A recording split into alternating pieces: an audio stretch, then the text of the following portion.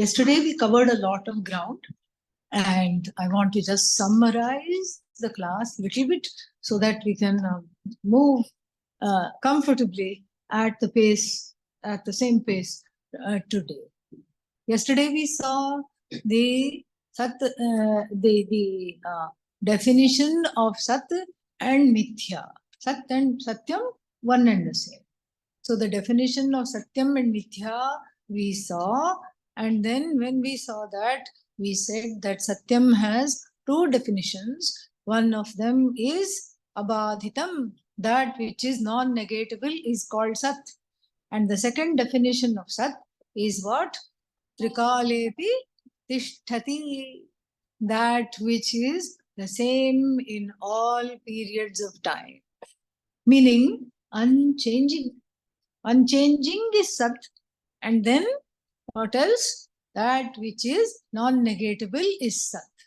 The word Sat can be used only and only in one place. Where is that? Nowhere else. Nowhere else do we find a non-negatable, changeless existence. Only it is appropriated, it is appropriate for defining or understanding the I. And even if that I is not understood as non-negatable, if supposing the I is not understood as non-negatable, the only thing we need to do is what? Ask yourself the question that I keep asking. Are you here? You just ask yourself that. And then you will know the meaning of non-negatable very, very quickly. You will understand that immediately. And so the non-negative and unchanging also is very easy to understand. A 92-year-old gentleman came to me and showed me a grainy black and white photo. Very grainy. Maybe 82, I don't know, very old, elderly gentleman. And then said, Swamini ji, this is me when I was 2 months old. And I looked at the photo and I said, yes, I see the resemblance. Even then you had no hair and no teeth. Now also, same. What is it that makes that continuity? The one who is the observer of the changes is me. That's why you're able to say, this is the photo of me when I was 4. This is what happened when we went on a family vacation. You're able to recall, and that recollection itself shows that I am not this toddler or this 2-month-old that had a particular experience. I'm not the 92-year-old that is having this particular experience. I am that awareness. This is what it is. I'm that awareness that is connecting through this. There is some continuity. And that is the changeless I. So this is Sat.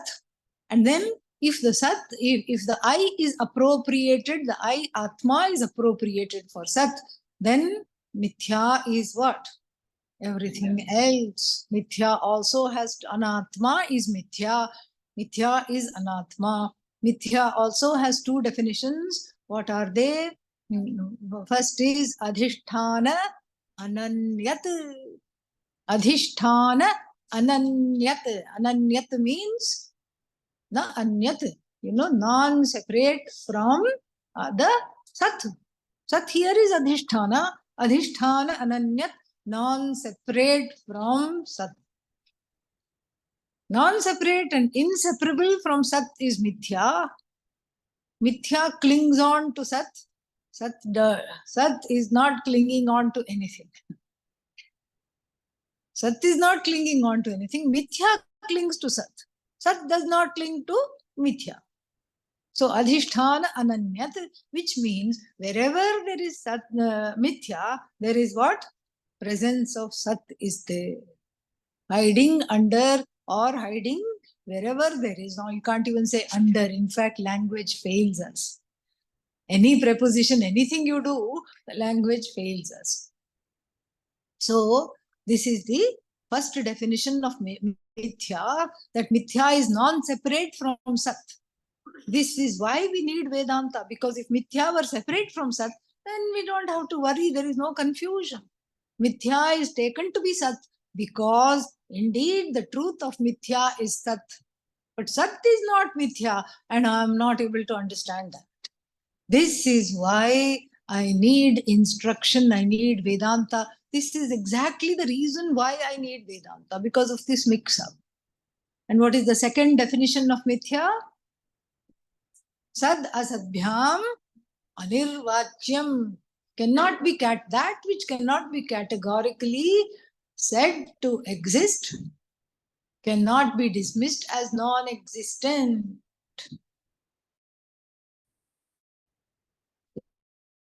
Like even pot. As soon as I say pot exists, the word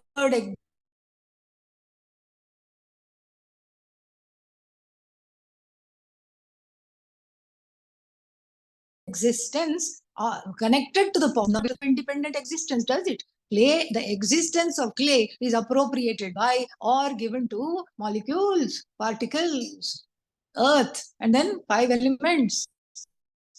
And where did the 5 elements come from? I, Atma. It all comes back. And so, Sad, you cannot dismiss it. You cannot say there is no pot.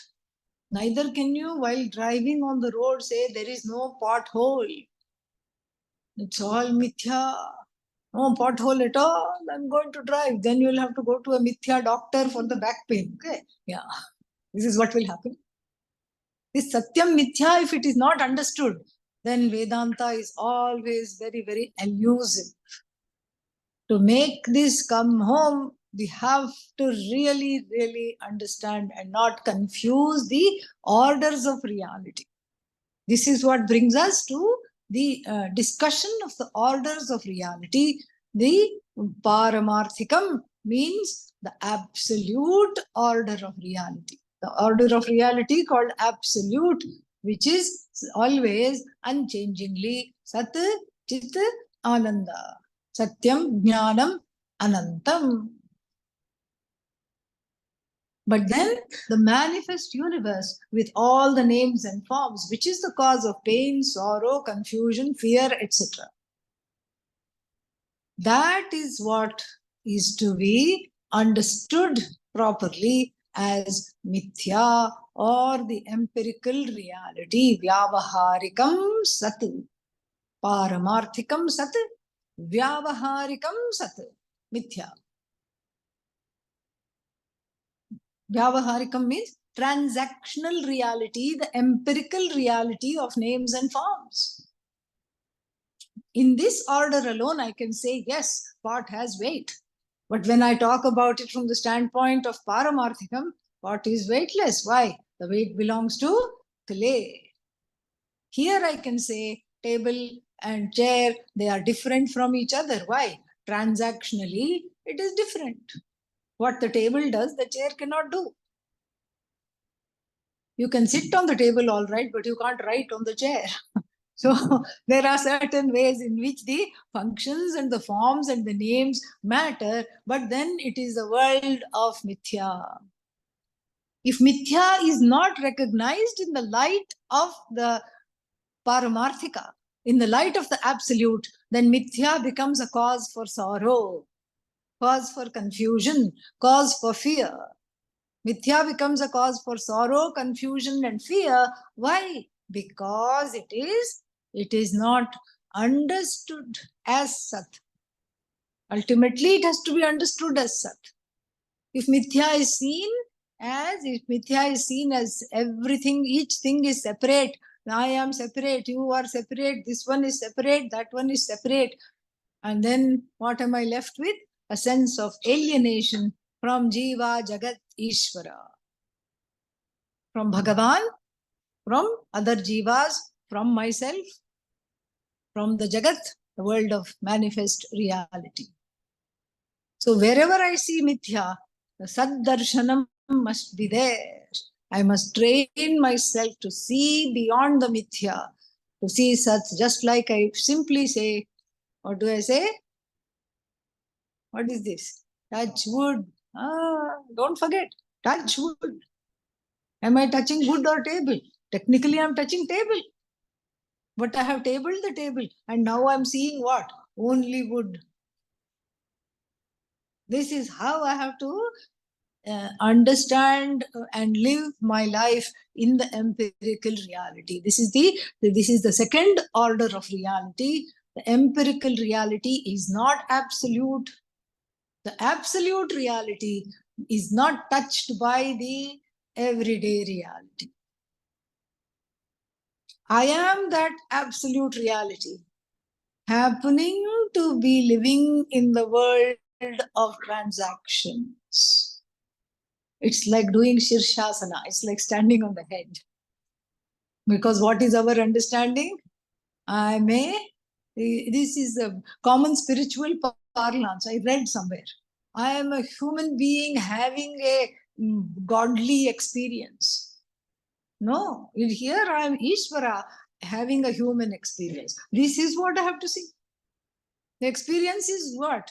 Finite, comes and goes. You get into the experience, by definition, means that which has a beginning, that which has an end. So therefore, it is not ultimate.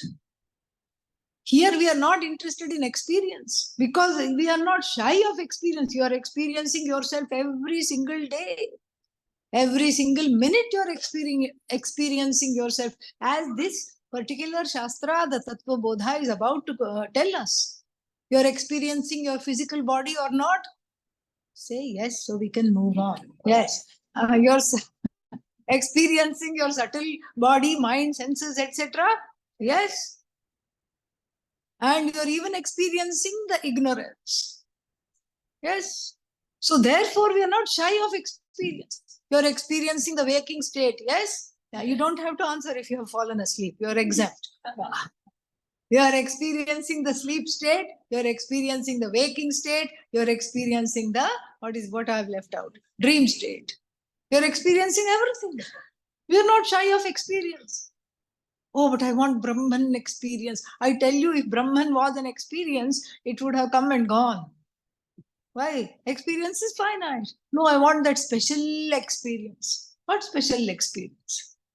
You continue to want a special experience after studying Tattva Bodha. Please take yourself to a specialist. That's all I have to say. That's all there is to say. Nothing more to say. Kya special experience? What special experience? If the special experience itself is finite, it comes and goes. If Brahman experience also comes and goes, that means I will be permanently sad. This is not what I want. I don't want to be permanently sad. I want to be permanently happy. This is what speaking of experience, this is what I want. I know that. I know what I'm seeking. And so these are the two orders of reality. And if my daily life is not informed by Paramarthikam, Sat is not informed by the understanding of myself as the absolute truth in the form of that which exists and that which is aware of everything. And that which is forever. We'll come to that in a bit. But right now, just this much is enough. If I don't have this understanding, then my daily life will be a misery. Not only my daily life will be a misery for me, but because of my behavior, it will be a misery for everybody else around me also. Because I'm having tantrums. I'm having drama. I am a drama king. There's an expression like that. Drama queen. And then what? What do we need? We don't need drama. We need Rama. Yes. Drop the D there. Need only Rama. Rama means objectivity. Rama means revelry in the truth of myself. Rama means the absolute reality. That is the meaning. Ramante yasmin yoginaha. That in which all the yogis, the sages, the saints revel. That is Rama. And therefore, this is, what is that? This is just drama. You have to know this. And in fact, I always say that Shakespeare must have studied some Vedanta. All the world's a stage. Men and women are but actors. This, if I know, this is moksha. If I don't know this, then I need Vedanta, because there is a third order of reality that is inhibiting my understanding of myself as Paramarthikam Sat.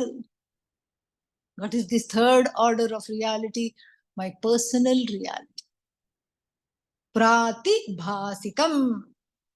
Pratibhasikam. That which shines only for me. Subjective reality.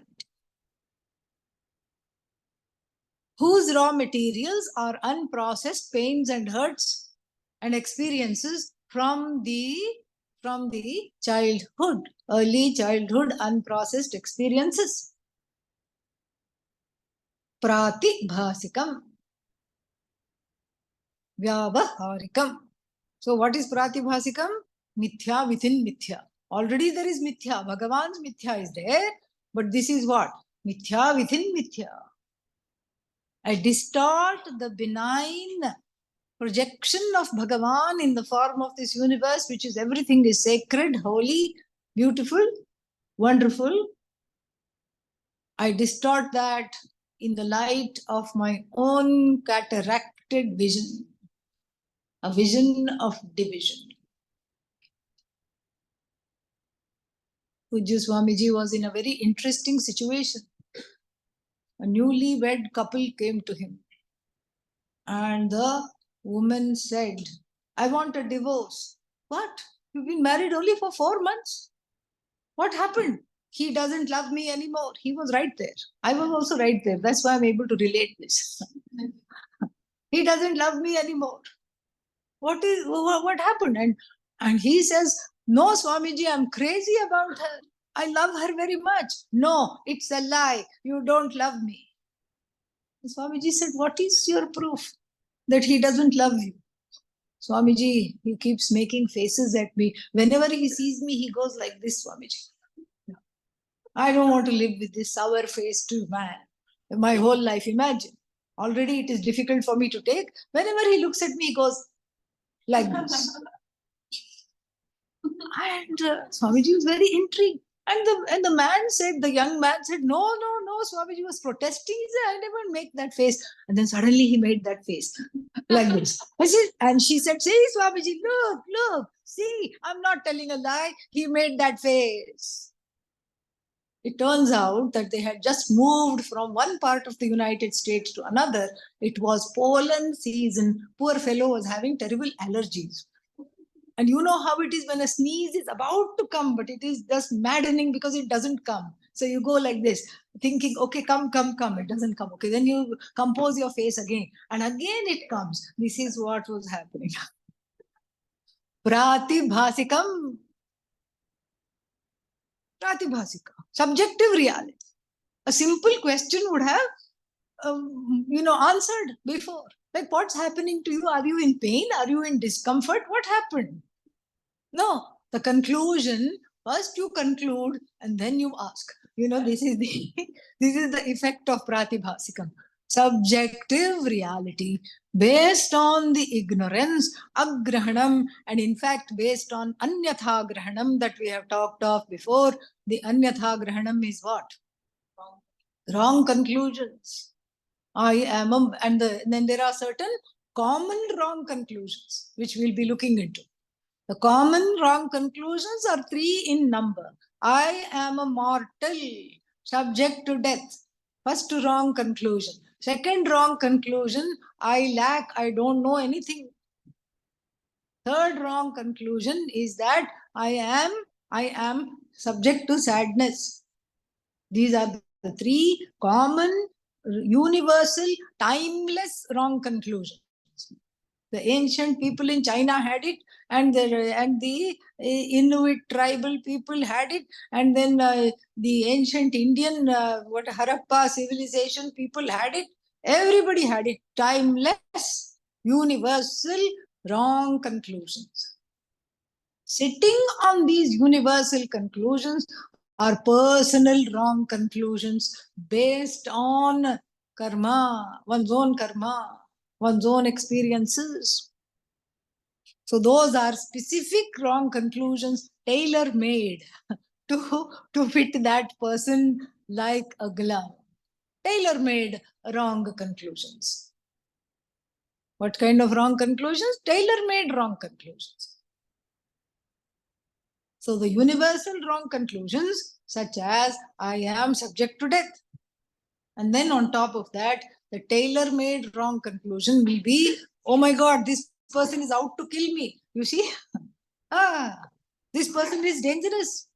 He is out to get me. She is out to get me. This is a tailor-made wrong conclusion. I am ignorant. Universal wrong conclusion. Sitting on top of that is a tailor-made example. One example of a wrong conclusion on that would be, everybody else knows so much more. Oh, poor me. Sad me. What about me? Why me? And then I am subject to sorrow. Universal wrong conclusions. And then riding on top of that is a personal pratibhasika wrong conclusion. One example of that might be, what is that? You know that, oh, I am the saddest person. This sadness will never ever leave me. Maybe in little bit Vedanta class, I'm a little happy. I can smile a little bit. When everybody else is laughing, I oblige by smiling a little bit. But still, I am very unhappy. I'll always be unhappy. I was made this way. In fact, this is my family legacy. Mother was unhappy, father was unhappy, grandmother was unhappy, grandfather was unhappy, great-grandmother was unhappy, great-grandmother, great-grandfather was unhappy. You don't need me to continue, right? Yeah. So this is the family legacy. I have to upkeep this. I have to hand it over to my children. Yes. This legacy of unending hopelessness, I have to hand it over to my children. Pratibhasika. This is all, I'm not sitting here making stuff up. I do that sometimes, but not right now. Not right now. These are all things which people themselves have told me. They have told me this. Not with regard to sorrow, this is what the example was, but with regard to anger. Everybody in my family is angry, Swaminiji. Therefore, I have to keep this anger going. I said, okay, what are you angry about? I don't know. Forgot.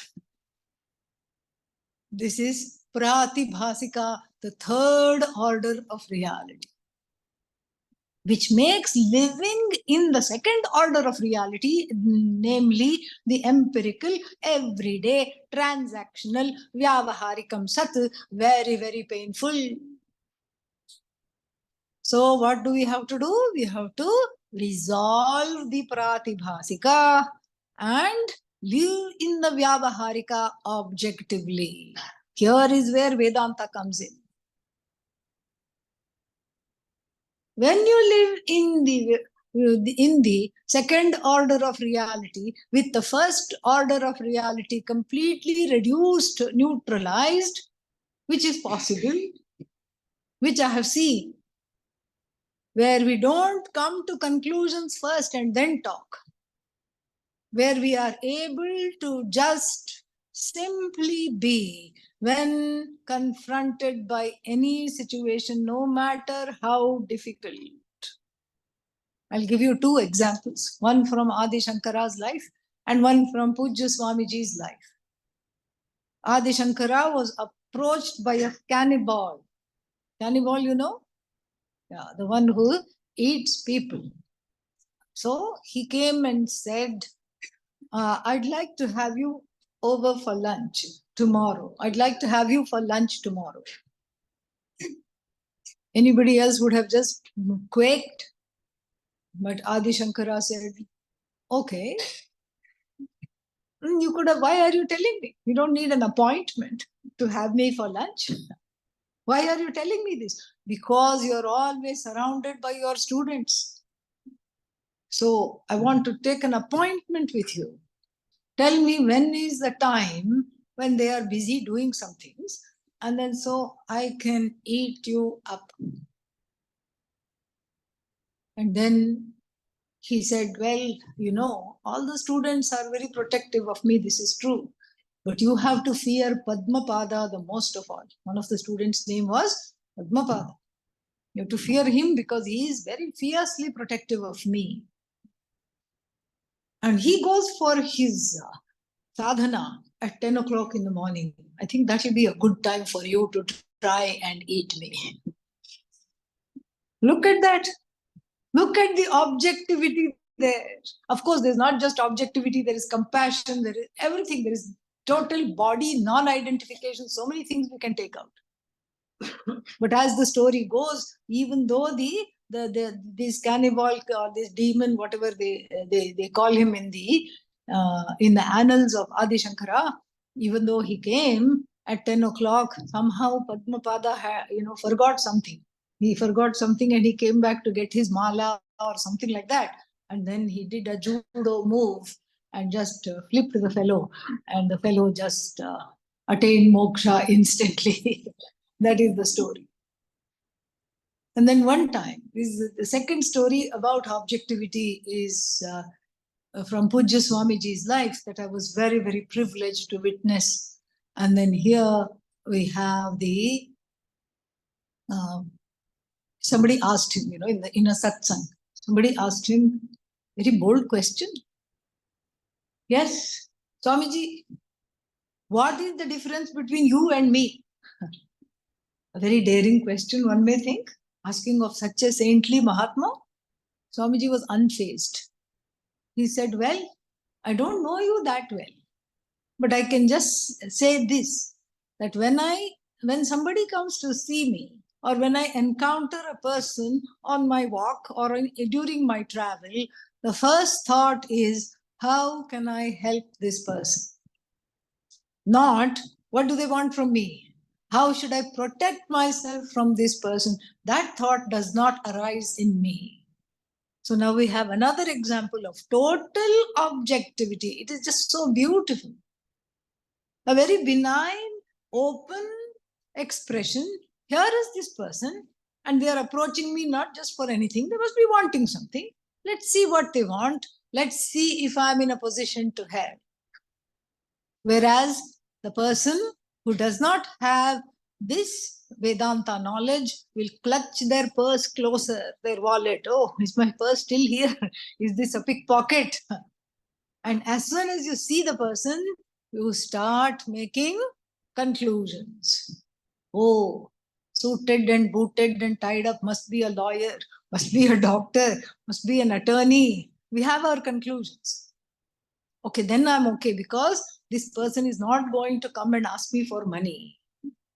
But then, person in white clothes that have become gray because it's at the end of the 6-month course. Okay? So, Brahmachari. Oh, maybe he wants a donation, maybe she wants something from me. Let me say no immediately. In fact, in the Indian languages, even when we speak English in India, we start the sentence with no. Think about it. You start with no. It's very hard today, isn't it? The other person will say no. Yeah, it is. First they will say no. Pratibhasika. The no is a fence. It's not just a fence, it's a defense. It's an offense, defense, it's a fence. And so this pratibhasika, this is the third order of reality that has to be resolved into vyavaharika. And that cannot happen without Shakti, without Bhakti. Without Bhakti to Shakti, really. This is what is needed. That great goddess, all pervasive, all forgiving Bhagavati, who is manifest in the form of this universe, she alone can cross us from this disease of subjectivity, aka also known as samsara, some sorrow or the other. This is samsara. Subjectivity is samsara, nothing else. This alone is samsara. This has to be crossed by seeing everything as a manifestation of Bhagavati Bhagavan. You Ishwaraize the entire universe. That is the only way to overcome pratibhasika, subjective reality. Is Ishwaraize a word? Now it is. Yes. You Bhagavanize the universe. You Ishwaraize the universe. When in doubt, Ishwaraize. Here an Ishvara, there an Ishvara, everywhere Ishvara, Ishvara. Old Mac Jiva had a complaint. That's what. And the resolution of the complaint is seeing everything as Bhagavan, because everything is Bhagavan. Even though it's mithya, what is mithya? Sat. It's ultimately Sat, ultimately Satchidananda. And so, therefore, we have to see these three orders of reality and the third order of reality, namely the subjective reality, in English, pratibhasika satta, in Sanskritam, is as having a great obstacle, being a great obstacle to seeing the world as it is, not as I want it to be. Rope snake, is that Vyavaharika or Pratibhasika? Pratibhasika. Shuktika Rajatam, meaning mistaking the mother of pearl for silver. Pratibhasika or Vyavaharika? Pratibhasika. Yeah. Two kinds of Pratibhasika. One causes me to run towards an object of desire, and the other one causes me to run away from the object of desire. Very good. Pravritti-based pursuits are again because of pratibhasika, because of not understanding my own nature. Nivritti-based, running away pursuits are also because of what? Pratibhasika, not understanding my nature.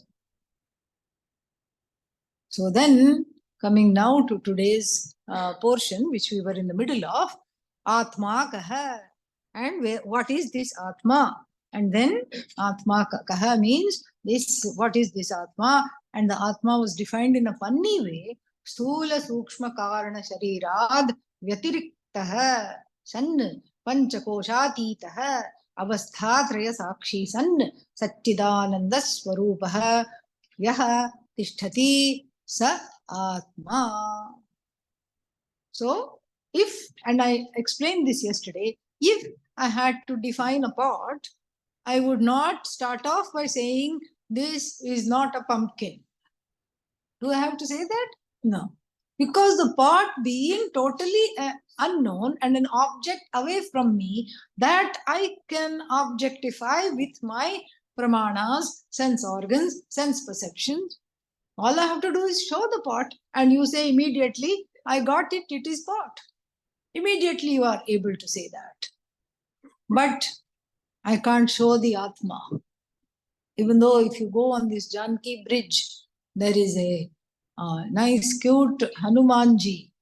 Yeah, nice one, no? Yeah. With the chest torn like that. Inside that are sitting Rama Sita. So, Rama Sita being Atma, still I can't show that. Why? Sukshma, Ati Sukshmatvat. It is Sukshma, more Sukshma than the Sukshma Sharira. More subtler than the Sukshma Sharira. It is very subtle because it's not an object. If it is not an object, chances are it is subject, I. That I which cannot be objectified. So I cannot show you the Atma. Number one, that's why the negation is necessary. Pratishedha prakriya, the pedagogy of negation, forms an important teaching tool in the Vedanta Shastra. Vedanta Shastra is 9/10 negation and 1/10 affirmation of what there is. Even in the Bhagavad Gita, when you come to chapter 2, you will see Achedyoyam Adahyoyam Akledyo Shoshya Evacha Nitya Sarvagatasthanu Achaloyam Sanatanah. The first line is all negation. Achedya, not subject to be cut, not subject to be burnt, not subject to water damage, not subject to fire damage, not subject to air damage. And then why is it not subject to any kind of destruction? Nitya Nityaha, unchanging it is. Forever it is. That's just a little portion of this. So this is the Pratishedha Prakriya which we see here in operation. Lots of Prakriyas are there, so I just want to note all of them here. So first is overall Pratishedha Prakriya, when it says it is separate from the physical body, separate from the subtle body, separate from the causal body. Separate from the three states of existence, waker, dreamer, sleeper. Separate from the five places where I can make the mistake that I am the body, I am. Those places of mistake are also separated for this understanding. This is Pratishedha Prakriya. Then we have hidden, that's the overall Prakriya, but then hidden inside that we have two other Prakriyas, three other Prakriyas. First one is called Shariratraya Prakriya. And we'll see that. He will himself explain. We don't have to go into detail. Shariratraya Prakriya, the pedagogy of the threefold body. The threefold body pedagogy.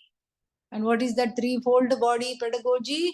The threefold body pedagogy is the Sukshma, Sthula, Karana, Shariram. Then we have Avasthatraya Prakriya, the pedagogy of the three states of experience. Then we have Panchakosha Prakriya, the pedagogy of negating the various places of error made about the I. Panchakosha Prakriya. So we have Panchakosha Prakriya, we have Avasthatraya Prakriya, and we have Shariratraya Prakriya. We also have, which we'll see later, Karya Karana Prakriya, the cause-effect methodology or pedagogy. Cause-effect pedagogy, threefold body pedagogy, three states of experience pedagogy. What else is what other methodology? The five kosha methodology. All of these we will come across. The idea of these methodologies or tools is simply one and one alone. And what is the idea here? The idea of using these tools is to show that even though I may have various experiences, those experiences, even though they may be in the form of three bodies and in the form of three states, waker, sleeper, dreamer, they are all enjoyed by, they are all experienced by one I. What is this I? Awareness. I am aware of the three bodies. I am aware of the mind. I am aware of the body. I am aware of the senses. I am aware that I take myself to be this body. This is the Panchakosha Prakriya. And then Shariratraya Prakriya, Avasthatraya Prakriya. Avasthatraya means waker is me. Dreamer is me. Sleeper is me. Who am I? Neither sleeper, nor waker, nor dreamer. This is the beauty of the Prakriya. That's why we took a long time to see that example. What was the example? Beggar is actor. Beggar depends on actor. Actor is not beggar. In fact, the actor's bank balance went up after doing this role. How can the actor be beggar? Beggar is nothing. Beggar totally depends on the actor. Actor does not depend on beggar. Actor is not beggar. Similarly, the three bodies are what? Atma. Atma is not the three bodies. Mind, senses, etc. Everything is Atma. Atma is not the mind, not the senses. Transcends. Transcends means what? Do you remember? Touch wood. Same way. Same way, it transcends means it goes beyond. How can it go beyond? It goes beyond because the placement of this I matters.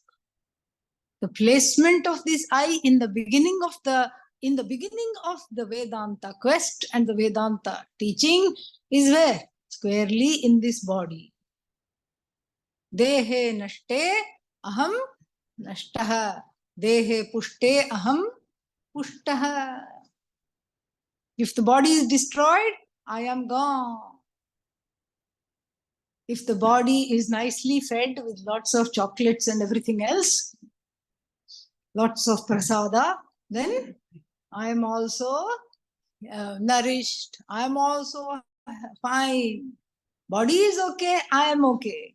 Something happened to the body, ow, ow, ow, I am in pain. You see how we talk? We also talk like this. I am in pain. And when I say I am in pain, I'm locating the body where? I'm locating the I where? Squarely in the body. I am sad. Squarely in the emotions, the I is located. But here we are not locating the I in the body, in the mind, in the senses, in the three bodies, in the three states of experience. We are not locating the body, the I anywhere. But then where is this I? Good question. Everywhere. No location for this I. No location means it's like space. It is everywhere. But then there are certain parameters, certain conditioning factors, which makes me call this space as hall space. Hall space. And then what is this? Hello, you part. It's not pot now. It's pot space. The discussion is space. Okay, yeah. Then you can't say it is pot. Hall space, pot space. And then if the pot space saw the hall space, it will say, I am so small. Hall space is big, I am small. This is the problem.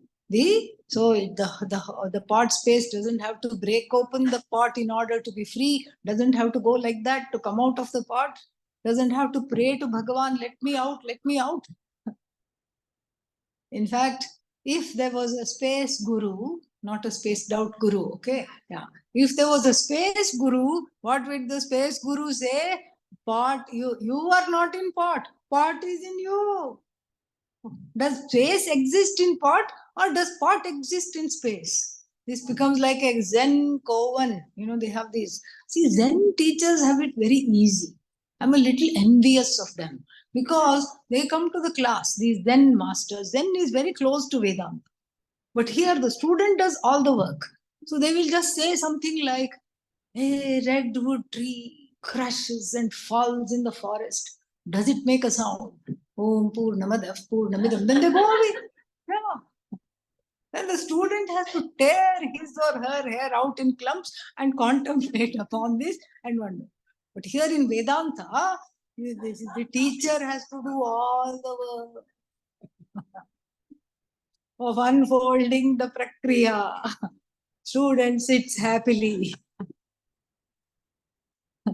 So, anyhow, so now back to this discussion. So the I is, if you can say, located, not in the body, mind, sense complex, but here when I say I, it is awareness. Awareness, why? I am aware of this body. I am aware of the sleep state. I am aware of the three bodies. I am aware of myself being awaker right now. If that is indeed true. So I am this. So I am the awareful person. In other words, I am awareness itself. You make that awarer into an abstract noun because being aware, even though technically it's a verb, it's not really a verb when it is my own nature to be aware. Like when I say the sun shines, technically the word shines is a verb, correct? Kriyapadam, it is a verb. But really, can the sun not shine? No, it's its nature. Similarly, awareful, awarer, I'm not an agent of awareness. I am awareness personified. I am awareness embodied. I'm an incarnation of this awareness. I'm nothing other than this awareness, having a body, having a mind, having three states of experiences. So the identification, the Vedanta Shastra is to walk the I from being identified with the body, mind, sense complex to this awareness, to the reality of itself as awareness. So you see how we go back to Paramarthika. That is how we understand this. This is the awareness. And so, therefore, we have to come back to this discussion here and see that these prakriyas are all in the pursuit of understanding oneself as awareness. And all these prakriyas together is dedicated, committed to a particular operation here, which is called a kind of an analysis, Tvam Pada Vichara, an inquiry into the word you. If I say you, what do you understand it as? I. You understand it as I say you. So, Tvam Pada Vichara, an inquiry into the word you. An inquiry into the word I gives this kind, this is what it will yield. Logically, it will lead me to this alone. This inquiry has to lead me here. Because I know I'm not the body, because we have a logic here. Whatever I can objectify, I am not. Can I objectify the body? Yes. I am not the body. Can I objectify the mind? Yes. Objectify means observe. Can I observe the mind? Yes. Can I observe the senses? Yes. Can I observe that I am ignorant of myself? Yes.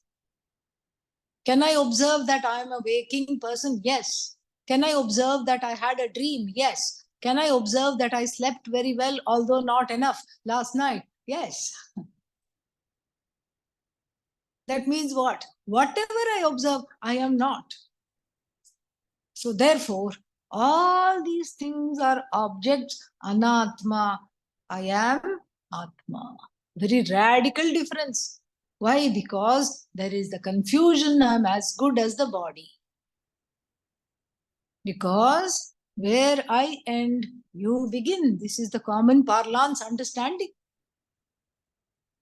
And the skin seems to be an important factor in the defining or the confining of this I to this body, mind, sense complex. Yesterday we saw Sahajatadatmyam. So that's what it is. And so if I'm standing like this, and then a bullet passes between these two fingers, what do I say? Saved. Bach gaya. I did not get killed. I did not get hurt. That means it's a very funny way of defining the I. What is this? I, not I, not I, not I. In between the spaces of the fingers, not I.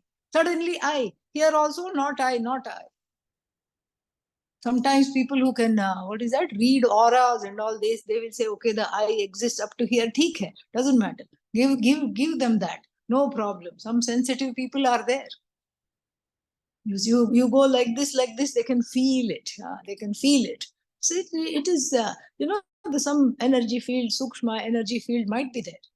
So you give them the benefit of doubt and say, okay, you exist maybe 4 or 5 inches beyond the skin, no problem. But beyond that, what? It is the Jagat. This is the mistake we make. And this is what is being negated over here by saying that what this Atma is not any of these things. And then so, of course, 9/10 is negation. The last expression alone is the affirmation. Satchidananda Swarupah Sanyastishtati Sa Atma. There was a satsang question yesterday. I was made aware of that. And the question was, is Satchidananda the nature of Brahman? I would say tentatively right now, yes. So first, short answer, yes. But let us look at this Satchidananda. Sat is a universal experience. I exist. I know that I exist. Chit. Sat, I am. Chit, how do I know I am? I know I am. I know I am here. Chit.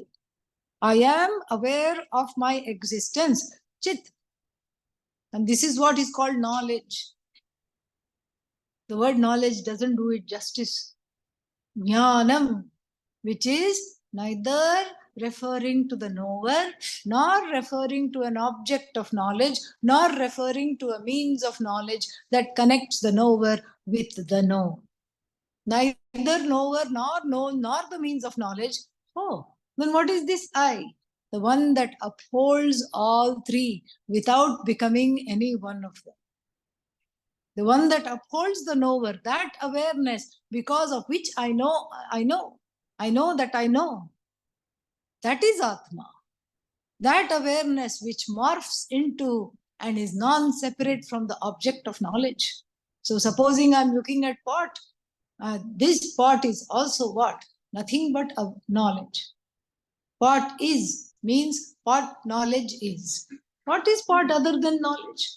It has a shape. What is the shape? Knowledge. It has a form. Knowledge. It has a name. Knowledge. Nothing other than knowledge. This pot is. You look at a flower. What is a flower? Knowledge. Flower is means flower knowledge is. And if you consult botanists, they will tell you this as much. They will say that flower knowledge, they will say this flower has serrated petals which are little cut. Why? So that it's all about survival. So when a strong wind blows, the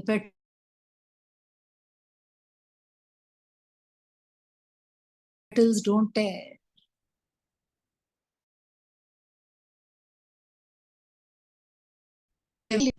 Only blue, but every knowledge here is just up to one more question.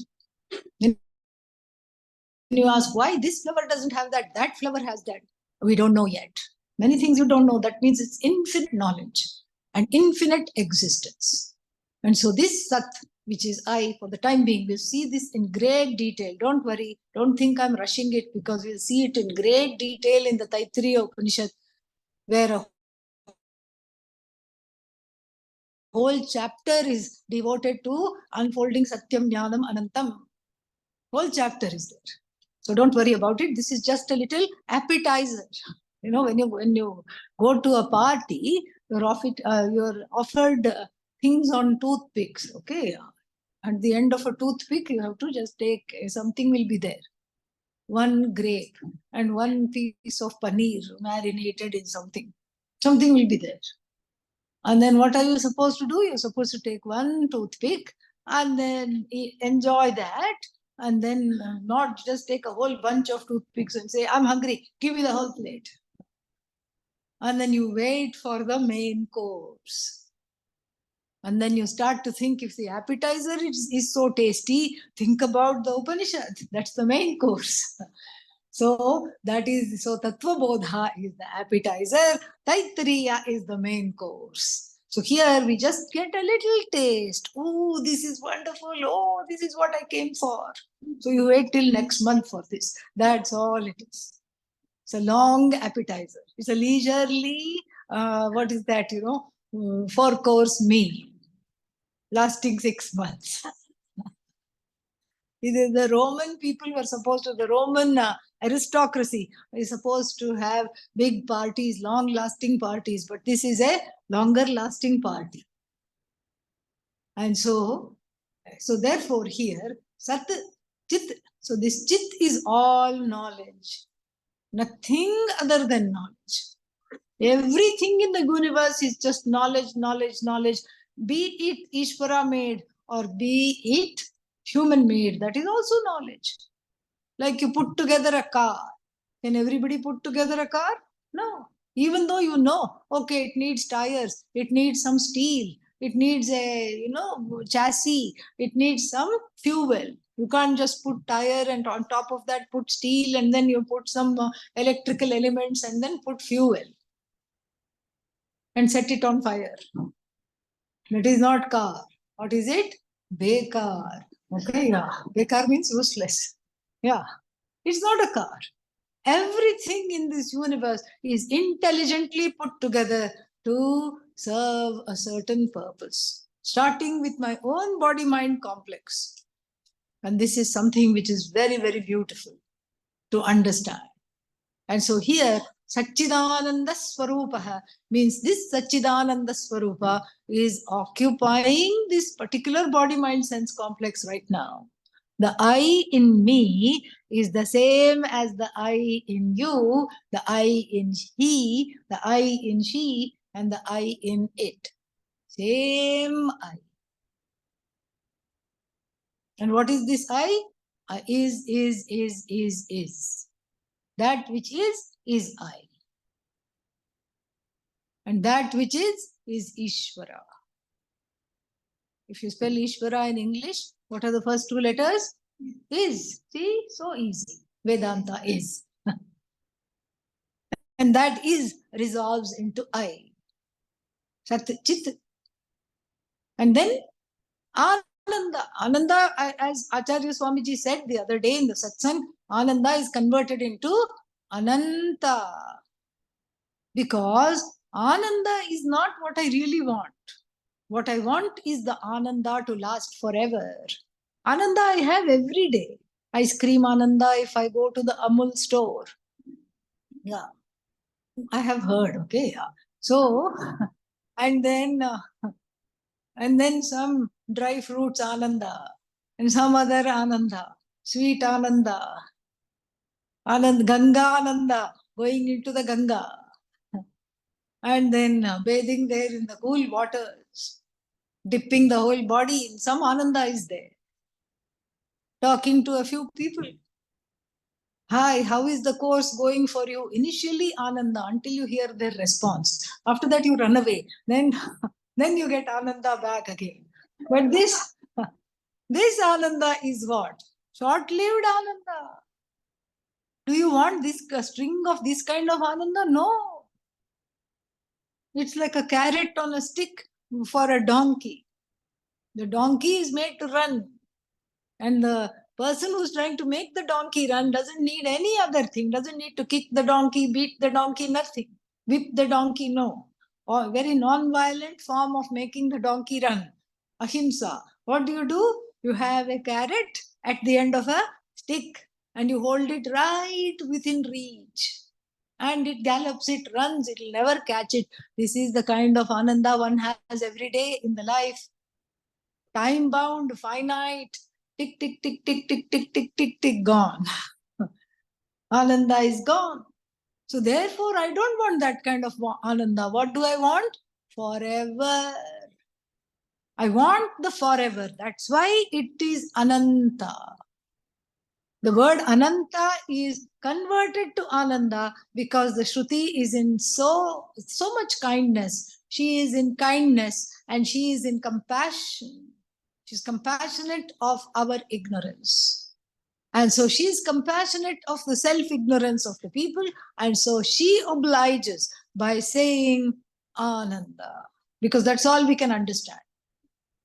Ananta, even if we are told in the beginning, we will not understand. Ananta, eternal, what is that? How do you spell that? Eternal means what? Something that hangs around in time for a long time, like a skin disease, which is very difficult to get rid of. This is what one thinks. So therefore, the word Ananta is converted into Ananda in interim process, just for now. But actually it is Ananta. How long is this existence? How long does Sat last? Anantam Sat. What kind of knowledge? Anantam Jnanam.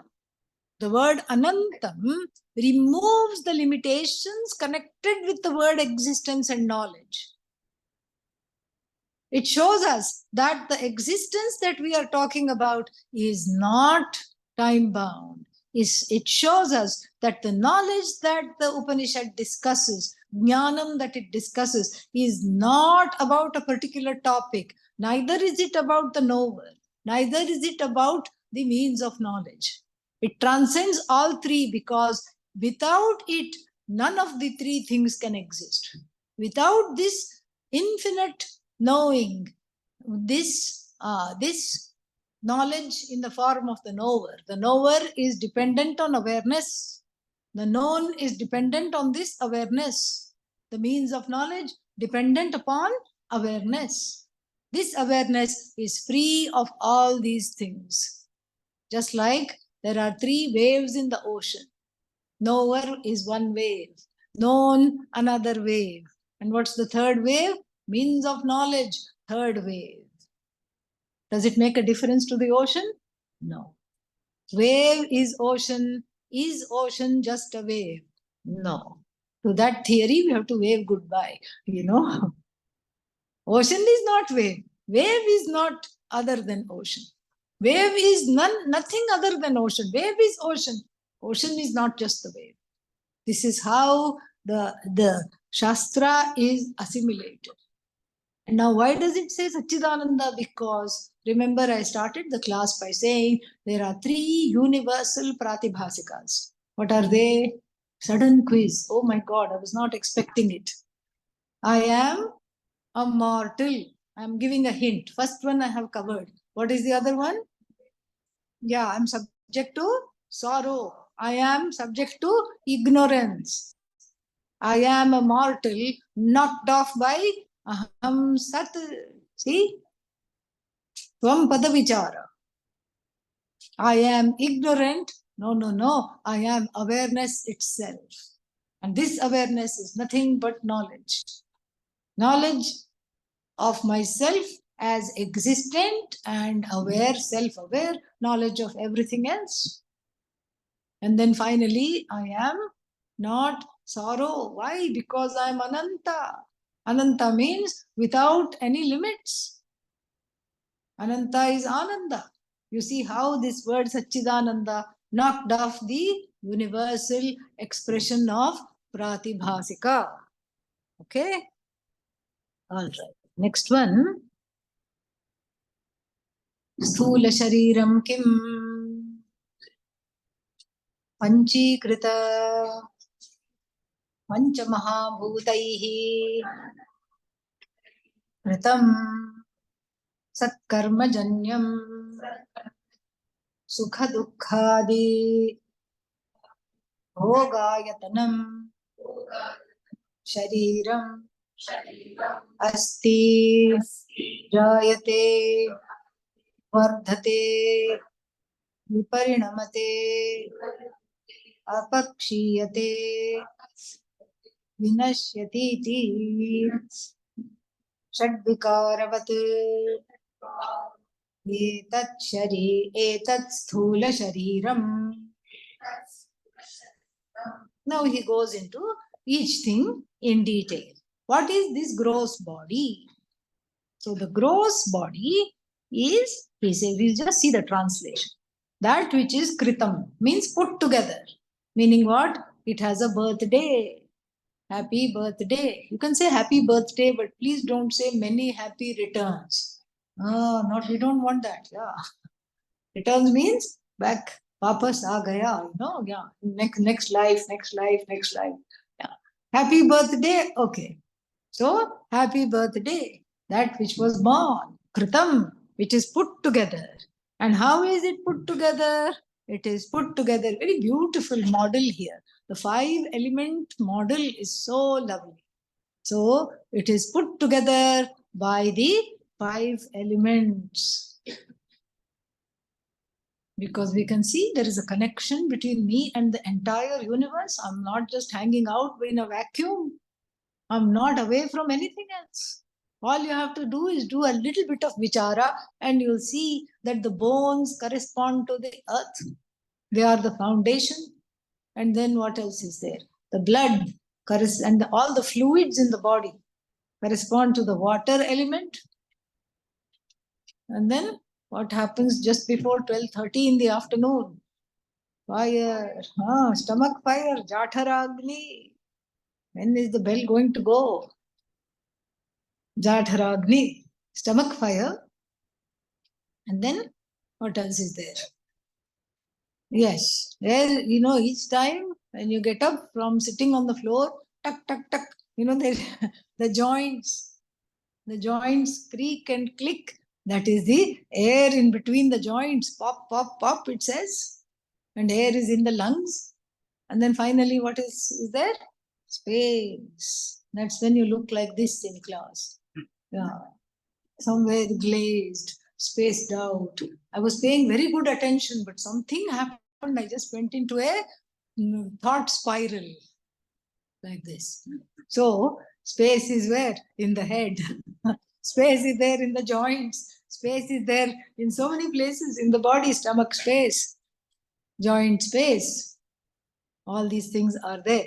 And so there is a correlation between this body and the 5 elements. And when I look upon this body as put together by the 5 elements, immediately the loneliness goes.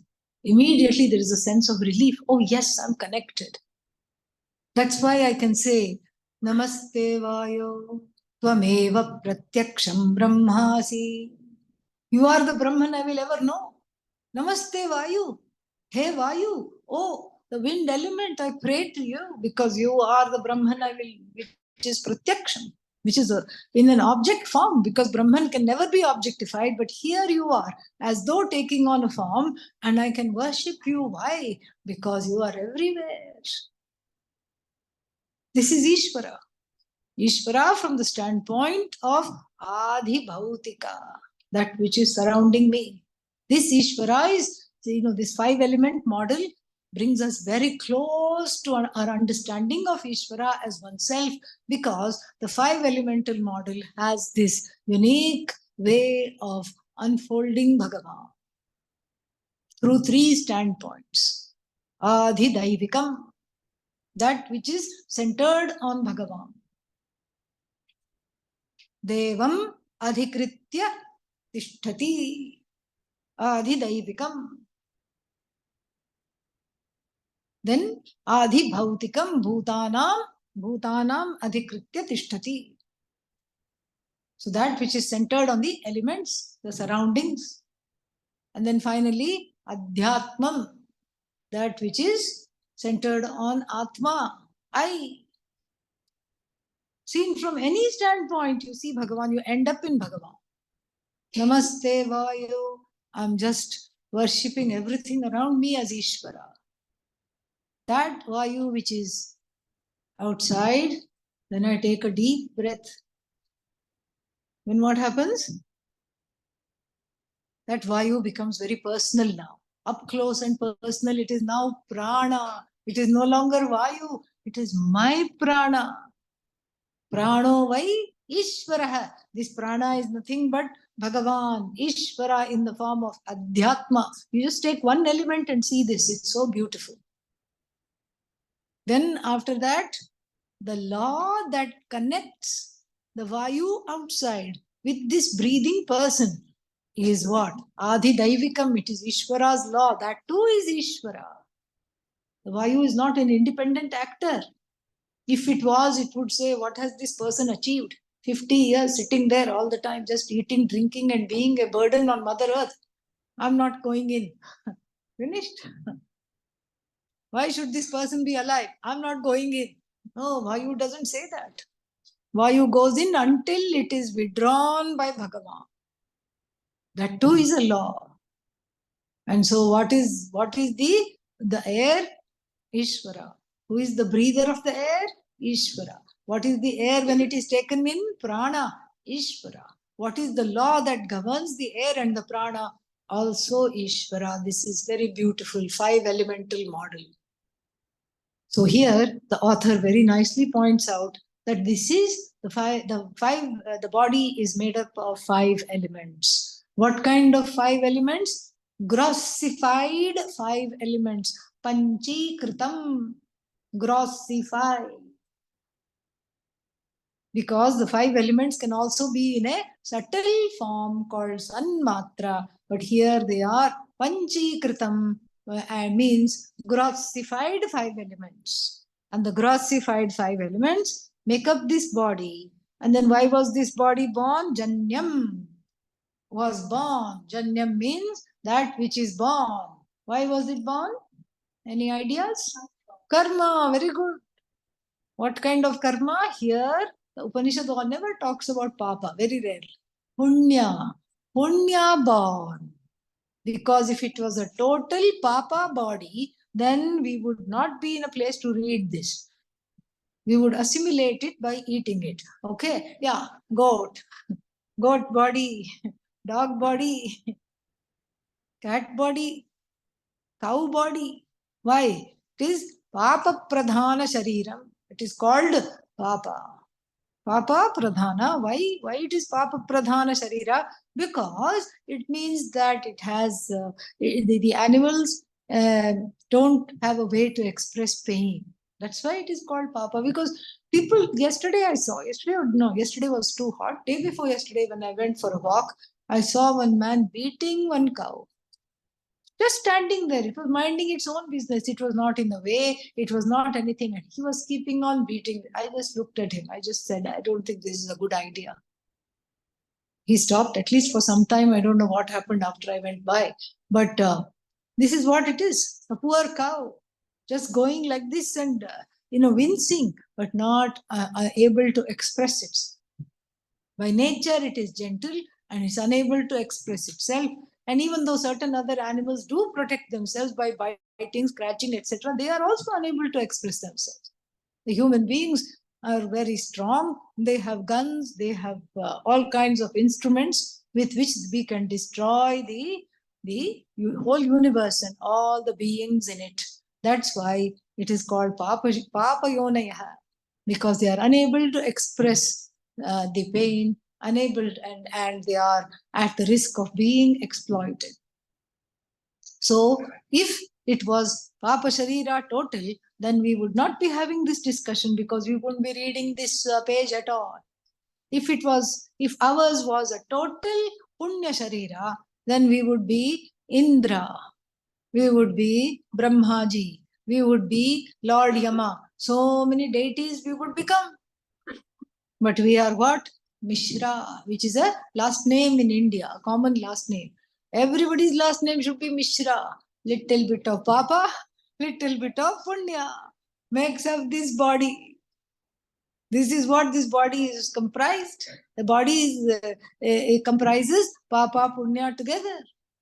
But here only the Punya is mentioned because it is a great Punya to have this human body. The Tattva Bodha author recognizes and points this out, that you are able to read this and understand this is great good fortune. Never forget that, because even in a God celestial body, you will be just more of a Bhoga Sharira. Animals, Bhoga Sharira. It is not Yoga Sharira. It is not a Sharira that is fit for knowledge. This is the only body fit for knowledge, and gaining this knowledge is great good fortune. So therefore, this body is born of Sat Karma, good karma. Somewhere some Purva Punya kicked in, some Punya from the past kicked in, and then gave this body. Thank God. And then what else? So what is this body? Ayatanam, Shariram. Ayatanam means it's a dwelling place. It's an counter of experience. It's a field of experience. What? Sukha Dukkhadi. Sukha means sorrow, correct? No, yes, wake up. Yeah. Sukha means what? Yeah, see, I could see people were just going off somewhere. Yeah. So, Sukha means happiness. Dukkha, sorrow. Sukha Dukkha Adi. Adi means all other gamut of experiences in between. Anger, fear, etc. Everything. So it is a counter of experiences. It's a field of experience, this body. Idam Shariram. The 13th chapter opens like this in the Bhagavad Gita. Idam Shariram Kaunteya Kshetramityabhidhiyate. It is Kshetra, a field of experience. That's what we do. It is not I. It is something which is a place where things are experienced. It's a field which is experienced. This is the body. And the word that is used is shariram. The Sanskrit derivation is the passive verb shru, means to disintegrate. Shiryamana swabhavat, that which is subject to disintegration by nature is what? Shariram. Shiryamana swabhavat shariram. Oh, but it's such a sad definition of body. Can you give me another definition? Sure. Dehaha. Oh, I like this one better. Dahana yogyatvat dehaha. That which is subject to be burnt. Deha at the end of the life. So Sharira and Deha refer to two types of disposal, common disposal of the human remains. One through fire, Deha, the other one through putting it underground, burial.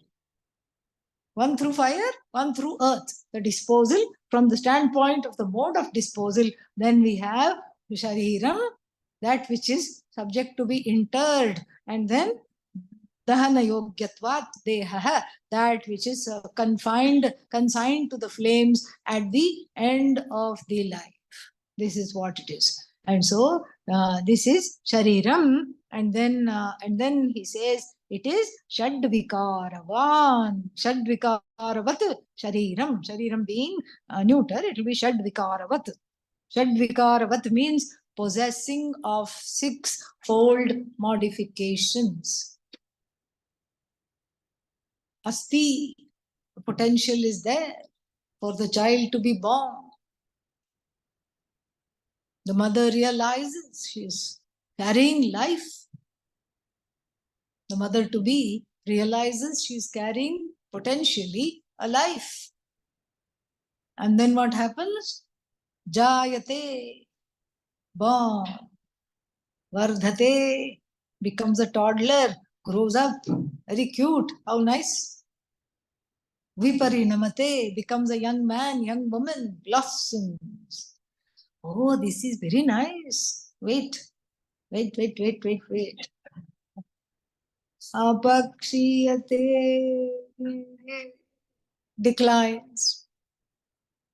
Up till now, it was all wonderful. After this, it is downhill. And even the friends are very obliging, because when, like somebody's 50th birthday, they will write cards like, you are over the hill. Like this, they will write. So, apakshiyate, declines. After that, what? Vinashyati, Ram Naam Satya hai. That's what you say, funeral march. Vinashyati is destroyed. These are the six modifications which is subject to what? Which the body is subject to. Six modifications. But not I. Who am I? Shadvikaravatam vetta nirvikaro hamanyatha tadvikaranusandhanam anyatha na vakalpate. So this is beautiful one. Shadvikaravatam vetta. I am not the Shadvikaravat. I am not, to me, these six-fold modifications, to me, who is what? Awareness, consciousness itself. To me, these modifications do not apply. Because if I am Atma, then I am free of all modifications. In fact, I am the observer of modification, this particular author says of this quote. Shadvikaravatam vetta nirvikaraha aham. Because why? I am free of vikara. That's why I can say I am the knower of the six-fold modification.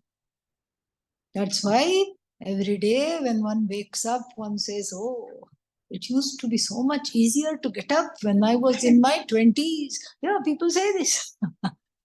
That means what? That means I am not vikaravan, I am not vikaravati. What am I? I am the observer of the vikaras. Free of vikara, observer of the vikaras. Therefore, I can observe the vikaras. These vikaras touch the body, they do not touch me. And the reason that the author gives in the second line of this verse from the Advaita Makaranda is that nirvikaraha aham anyatha. And then he says, tad vikara anusandhanam sarvada na avakalpate. Otherwise, he said, anusandhanam means the recollection of these vikaras in my own body would be what? Impossible. If I was subject to vikara, I could not objectify the vikaras, much less observe the vikaras. So therefore, I am free of the vikaras. So what is being described here? I or the body? Hello? Body. Appa. Yes. So and then it's just a tenement. It's a tenement, a hutment for the experiencing the sukha, dukkha, and these vikaras. And then the next question that is asked, Sukshma Shariram Kim. We'll see that tomorrow. Om Purnamada Purnamidam Purnat Purnamudachyate Purnasya Purnamadaya Purnameva Vashishyate. Om Shanti Shanti Shanti. Hari Om Shri Gurubhyo Namaha. Hari Om.